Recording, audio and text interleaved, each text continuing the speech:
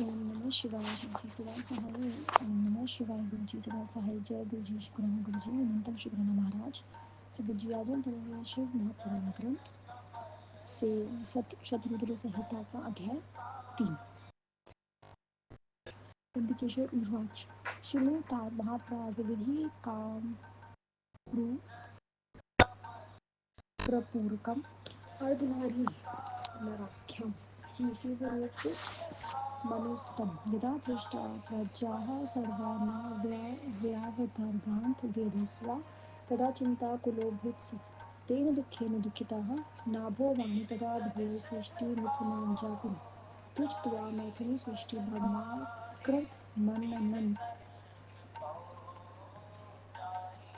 नारीणां कुलमीशानं निगतं न पुरहयतः ततो मैथुनाजा सृष्टिकर्तुः शोके न पद्युः प्रभावेण विनाशोर्भेण जरयजमित्रा प्रजाः एवं सज्जितां यन्त्रब्रह्मा तपः कुरुतं प्रचकर्मे शिवाय पराय शक्ताय संयुक्तं परमेश्वरं सनित्यं भर्गप्रीत्या तपेशं परं तपः त्रिवेण तपसा तस्य संयुक्तस्य स्वयंभू अचिलेशकालेन सुतोषशुवो धृतं ततः पूर्णचिदीशस्य मूर्तिमाविश्य कामदाम् अर्धनारी नरो भूत्वा ततो ब्रह्मकान्तिं खरं तं दृष्ट्वा शङ्करं देवं शपथ्य परं यदुतं प्राणमय दण्डवा ब्रह्म सन्तुषादकृताञ्जलिः अथ देवो महादेवो वाचा मेघगर्भया सम्भवाय सुसम्प्रीतो विश्वकर्ता महेश्वरः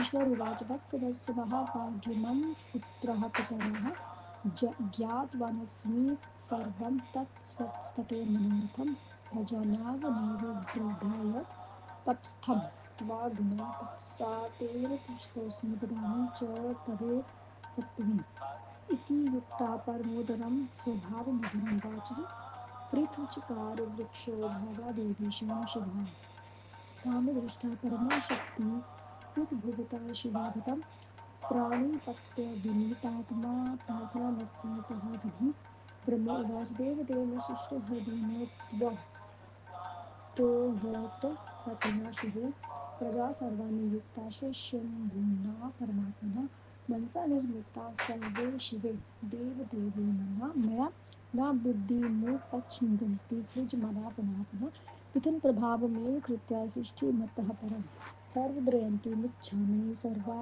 एव मम प्रजाः न निर्गतपुरो तत्त्वतो नारीणां कुलमव्ययं तेन नारीकुलश्रेष्ठं मम शक्तिन विद्यते सर्वमावेन शक्तिना त्वं खलु समुद्रम् तस्मात् त्वं परमा शक्ति प्रथमाखिलेरीं शिवे नारीकुलं सृष्टिशक्ति देहु नमोऽस्तु ते चराचरं जगदिद्मि हितो महर्षिप्रिय अनन्यत्वं प्रार्थयामि वरं च वरदेश्वरि देहि मे कृपां कृत्वा जगन्नमोऽस्तु ते चराचरवेद्या विविधाश्मीशिकेन स्वर्गे तक्षस्य मम पुत्रस्य पुत्री भव भाविके एवं सञ्चिता देवी ब्रह्मणा परमेश्वरी तथा स्तुतिव च प्रोच्चा तक्षति विद्ये दधौ तस्माद्धि स शिवा देवी शिवशक्ति जगन्माहि शक्तिमेका भर्गोऽध्यात् सर्वजातं सम्प्रभा तमः प्रभा सम्प्रेक्षाय शक्तिं देवदेवरः कृपासिन्धुं हर हेष लीलाकारी भवानी काम शिव उवाच तपसा धीराद देवी ब्रह्मणा परमेष्ठिना प्रसन्ना भव सुकृत्या कुरु तस्यखिलत्सपत्नी तमाज्ञां परमेशस्य शिरसा प्रतिगृहा सा ब्राह्मणो वचनादेवी दक्षस्य द्रुहिताभवत् तत्मेव मुहूर्तं शक्तिब्रह्मेण च शिवामुने विवेश देहं शम्भो हि शम्भोधात् दधे प्रभु तदा भृक्ता लोकसमुद्राय भागः कल्पितः आनन्दं प्राप सह विधि सृष्टिजनता च मैथुनी एतते कथितन्तात् शिवरूपमहोत्तमम् अर्धनारी नरध्यो हि महामङ्गलं सताम् एतदाख्यामगनामुज्य पठे पठे सदीयापि च भुक्त्वा सकला भोगान् प्रयान्ति परमा गतिम् नंदी के विषय का हे महाप्राज्ञता ब्रह्मा जी की इच्छाओं को पूर्ण करने वाले अर्धनारीश्वर नारायण शिव जी के उत्तम शरीर का रूप का वर्णन करें। जब ब्रह्मा जी द्वारा रचाई गई प्रजा नहीं मिले तो ब्रह्मा जी उस दुख से अत्यंत दुखी हुए। तब आकाशवाणी हुई कि वह मैथिली सृष्टि को उत्पन्न करो। तो ब्रह्मा जी ने मैथिली सृष्टि करने का विचार किया। उससे पहले शिव जी से स्त्रियों का कोई प्रकट नहीं हुआ था। अतः ब्रह्मा जी मैथिली सृष्टि को उत्पन्न नहीं कर सके। बिना शिव जी के प्रभाव से यह प्रजा उत्पन्न नहीं होगी ऐसा विचार कर ब्रह्मा जी तपस्या करने लगे। पर शिव रूपिणी शक्ति ने संयुक्त परमेश्वर का हृदय से ध्यान कर वह घोर तप करने लगे। ब्रह्मा जी के उस कठिन तप को देखकर शिव जी थोड़े ही समय में प्रसन्न हो गए। फिर चूर्ण पूर्ण चैतन्य रूप ईश्वर ने इच्छाओं को पूर्ण करने वाली अपनी मूर्ति में प्रवेश कर आधा नारी आधा पुरुष रूप धारण करके वे ब्रह्मा जी के समीप गए। परम शक्ति से युक्त महादेव शिव जी को देखकर ब्रह्मा जी तथा कहा योगा प्रणाम की स्तुति करने लगे। तब देवता में श्रेष्ठ विश्वकर्ता महेश्वर महादेव जी सृष्टिकर्ता के लिए प्रसन्न होकर मेघ के समान गंभीर वाणी से शिव जी से कहा, हे वत्स, मेरे पुत्र पितामह महाभाग, मैंने तुम्हारे मेहनत के लिए ठीक प्रकार से जान लिया है। इसमें प्रजा की वृद्धि के लिए मैं तुम की ही तुमने कठोर तप किया है। यह मैं तुम्हारे इस तप से प्रसन्न होकर तुम्हारे से इच्छित वर देता हूँ। इस प्रकार परम उदार गंभीर स्वभाव से मधुर वचन कहकर शिव जी ने अपने शरीर से शिवा को अलग कर दिया। शरीर शिव जी के शरीर से अलग हुई उस परम शक्ति को देखकर ब्रह्मा जी ने उसे प्रणाम किया और उसकी प्रार्थना की। ब्रह्मा जी ने कहा, हे शिवा, तुम्हारे पति महादेव जी ने पहले मुझे उत्पन्न किया और उन्हीं परमात्मा शिव जी ने सभी प्रकार से प्रजा की सृष्टि की।